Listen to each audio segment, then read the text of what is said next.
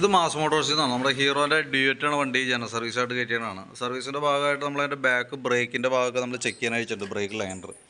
അപ്പോൾ അത്യാവശ്യം നമുക്ക് ഉപയോഗിക്കാനുണ്ട്, നല്ല ലൈനറാണ്. അപ്പോൾ നമുക്ക് ഒന്ന് ക്ലീൻ ആക്കിയിട്ടൊന്ന് റീസെറ്റ് ചെയ്യാം, ബ്രേക്ക് ക്യാമൊക്കെ ഒന്ന് അഴിച്ച് ഗ്രീസ് ചെയ്യാം. അതാണ് മെയിനായിട്ട് നമുക്ക് ബ്രേക്കുമായിട്ട് ബന്ധപ്പെട്ട് ചെയ്യേണ്ടതുള്ളൂ.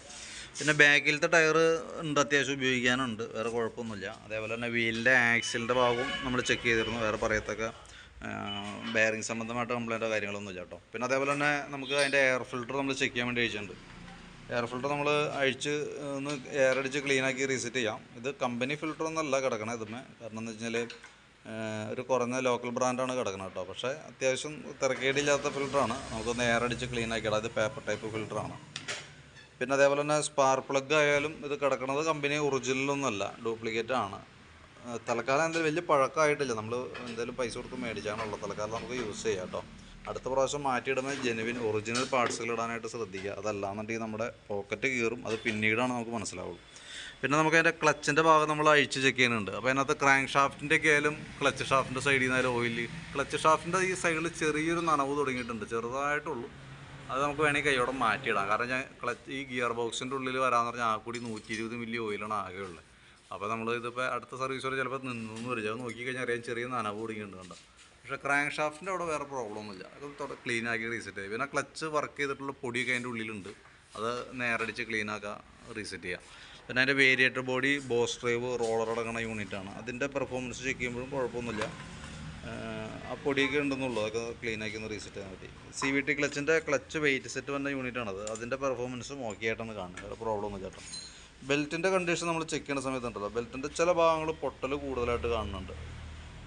ഈ സൈഡിലൊക്കെ അത്യാവശ്യം നല്ല രീതിയിലുള്ള വിണ്ട് തുടങ്ങിയിട്ടുണ്ട് കേട്ടോ. അപ്പോൾ അത് നമുക്ക് മാറ്റിയിടാണെങ്കിൽ അത് സേഫ്. കാരണം ഒരു പക്ഷേ നമുക്ക് അടുത്ത സർവീസ് വരെ ചിലപ്പോൾ കിട്ടിയെന്ന് വരില്ല. കാരണം ഏതെങ്കിലും ഒരു ഭാഗം അങ്ങോട്ട് പൊളിഞ്ഞു പൊടിയാണ്ടല്ലോ, പിന്നെ പെട്ടെന്ന് ഒരു കട്ട പൊളിഞ്ഞു പോയി കഴിഞ്ഞാൽ പിന്നെ പിടിയിന്ന് ബാക്കിയത്തെ പൊളിഞ്ഞു പോകും. നമ്മൾ ഓടിച്ചുകൊണ്ടിരിക്കുക തന്നെ വണ്ടി വഴിയിൽ പെട്ടുപോകുന്നൊരു സിറ്റുവേഷനൊക്കെ വരും. ഈ സൈഡൊക്കെ ഉരച്ചിലും പിടിച്ചിലൊക്കെ ഉണ്ട് ഈ സൈഡിൽ കേട്ടോ. അപ്പോൾ മാറ്റിയിടാണെങ്കിൽ അതാണ് സേഫ്. പിന്നെ നമുക്ക് അതിൻ്റെ ചോക്കിൻ്റെ കേബിൾ, ആക്സിലേറ്റർ കേബിൾ, അതൊക്കെ നമ്മൾ ചെക്ക് ചെയ്തിരുന്നു, വേറെ നിലവിൽ വേറെ പ്രോബ്ലം ഒന്നുമില്ല. പിന്നെ അപ്പോൾ ബാക്ക് വീൽ അഴിച്ച് നിർത്തിയാക്കണമെന്നാണ് നമ്മൾ. അതിന് ശേഷം ഫ്രണ്ട് വീലും കൂടി അഴിക്കും. അതിൻ്റെ ബ്രേക്ക് ക്യാമൊക്കെ ഒന്ന് അഴിച്ച് ഗ്രീസ് ചെയ്യും. അതേപോലെ തന്നെ ബ്രേക്ക് ലൈനറിൻ്റെ ഭാഗമായാലും ക്ലീൻ ചെയ്ത് റീസെറ്റ്. ബ്രേക്ക് അഡ്ജസ്റ്റ് ചെയ്യാനുണ്ട് ലൈനർ കേട്ടോ, വേറെ കുഴപ്പമൊന്നുമില്ല. പിന്നെ ബാറ്ററി നമ്മൾ കൂട്ടത്തിൽ ചെക്ക് ചെയ്ത് പോകുന്നുണ്ട്. നമുക്കിത് ഇരിക്കുന്ന ബാറ്ററി 2024 മോഡൽ ബാറ്ററി, പുതിയ ബാറ്ററിയാണ്. എങ്കിൽ പോലും നമുക്ക് സർവീസുമായി ബന്ധപ്പെട്ട് വരുമ്പോൾ നമുക്ക് സർവീസിനകത്ത് ബാറ്ററി ടെസ്റ്റൊക്കെ ഇൻക്ലൂഡാണ്. അപ്പോൾ അതുകൊണ്ട് തന്നെ ബാറ്ററി കൂടി നമ്മൾ ചെക്ക് ചെയ്ത് പോകുന്നുണ്ട്. 13 വോൾട്ട് കാണിക്കുന്നുണ്ട് അതിനകത്ത്, അത്യാവശ്യം വോൾട്ട് നല്ല രീതിയിൽ നമുക്ക് കിട്ടുന്നുണ്ട്. ബാറ്ററി ടെസ്റ്റിലേക്ക് കൊടുത്തിട്ടുണ്ട്, ഓക്കെ ആയിട്ടാണ് കാണിക്കണേ. വേറെ പ്രോബ്ലം ഒന്നുമില്ല. വാറണ്ടി പീരീഡിലുള്ളതാണെങ്കിൽ കൂടി സർവീസിനകത്ത് ബാറ്ററി ടെസ്റ്റും കൂടി ഉള്ളതുകൊണ്ട് നമ്മൾ ഉൾപ്പെടുത്തിയെന്നുള്ളൂ കേട്ടോ. പിന്നെ നമുക്ക് ഈ ടയറൊക്കെ എടുക്കുന്ന സമയത്ത് നമുക്ക് പ്രത്യേകം ഒന്ന് ശ്രദ്ധിക്കാം. ഈ മോഡൽ ടയറൊക്കെ വരുമ്പോഴത്തേക്കും നമുക്കുണ്ടല്ലോ, ശരിക്കും വണ്ടി ഓടിക്കുമ്പോൾ ഒരുപാട് ബലം പിടിച്ചിരുന്ന് ഓടിക്കേണ്ട സിറ്റുവേഷനൊക്കെ വരും. എപ്പോഴും നമുക്ക് കമ്പനി വന്ന മോഡൽ, അതായത് ഇപ്പോൾ MRF, സിയറ്റ്, അതേപോലെ തന്നെ അപ്പോളോ, അത് ഏതാണെങ്കിലും അതിനെ പറയും സാപ്പർ മോഡൽ എന്ന് പറഞ്ഞു കഴിഞ്ഞാൽ കൃത്യമായിട്ട് അറിയാം. സാപ്പർ മോഡൽ ടയർ യൂസ് ചെയ്യണമെങ്കിൽ അതാണ് ഏറ്റവും പറ്റുക. ഇത്രയും കട്ടുള്ള ടയറൊക്കെ ഫ്രണ്ടിലേക്ക് ഇടുമ്പോഴുള്ള പ്രോബ്ലം എന്ന് വെച്ചാൽ ഇത്രയും ഗ്രിപ്പുള്ളത് ശരിക്കും ഇതിൻ്റെ ആവശ്യമില്ല. ഇത് ഇടുമ്പോൾ തുടങ്ങി നമുക്ക് ഹാൻഡിലൊക്കെ നല്ല ടൈറ്റ് ആയിരിക്കും കാണിക്കുക, അപ്പോൾ ഓടിക്കാൻ ഒരു സ്മൂത്ത് ഉണ്ടാവില്ല.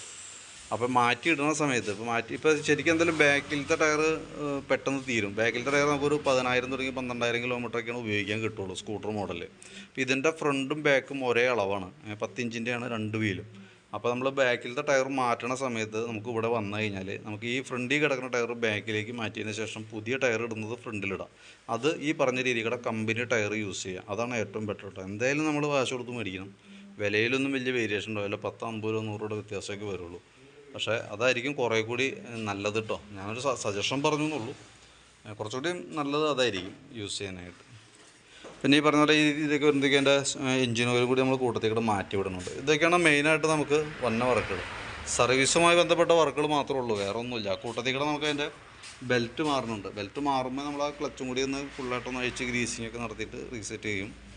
അതാണ് മെയിനായിട്ട് നമ്മൾ ചെയ്യണ വർക്ക് കേട്ടോ. അപ്പോൾ ബെൽറ്റിൻ്റെ കണ്ടീഷനും ബെൽറ്റും കൂടി ഉൾപ്പെടുത്തി, ബെൽറ്റ്, എഞ്ചിൻ ഓയിൽ, സർവീസ് എല്ലാം ഉൾപ്പെടുത്തിക്കൊണ്ട് ഏകദേശം ഒരു എസ്റ്റിമേറ്റ് ആക്കിയിട്ട് അതിൻ്റെ ഒരു ഡീറ്റെയിൽസ് വാട്സപ്പിലേക്ക് ഇടാം. എത്ര നമുക്ക് കോസ്റ്റ് വരുമെന്ന് ഏകദേശം ഒരു ധാരണ ആണല്ലോ.